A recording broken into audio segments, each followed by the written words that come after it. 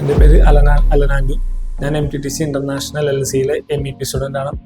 ഈ കഴിഞ്ഞ ഓഗസ്റ്റ് മാസമാണ് ഞാൻ ഇൻഡസ്ട്രിയൽ വിസിറ്റ് നടന്നത്.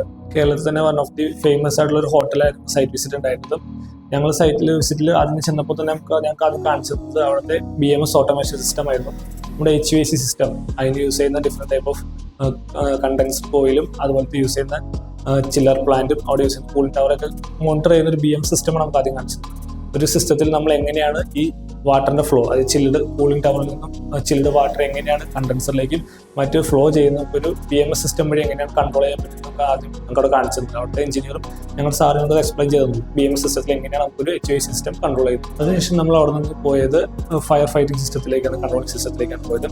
പ്രധാനമായും ഡിഫറെൻറ്റ് ടൈപ്പ് ഓഫ് പമ്പുകൾ കാണിച്ചത്. അവിടെ യൂസ് ചെയ്യുന്ന ഹൈഡ്രോളിക് പമ്പ്, ജോക്കി പമ്പ്, അതുപോലെ യൂസ് ചെയ്യുന്ന ഡീസൽ പമ്പുകൾ, ഇങ്ങനെ ഡിഫറെൻറ്റ് ടൈപ്പ് ഓഫ് പമ്പുകൾ ഫയർ ഫൈറ്റിംഗ് സിസ്റ്റത്തിൽ യൂസ് ചെയ്യുന്ന എങ്ങനെയാണ് കാണിച്ചത്. പിന്നീട് നമുക്ക് കാണിച്ചുന്ന ഒരു സീവേജ് ട്രീറ്റ്മെന്റ് പ്ലാന്റ് ഉണ്ട്.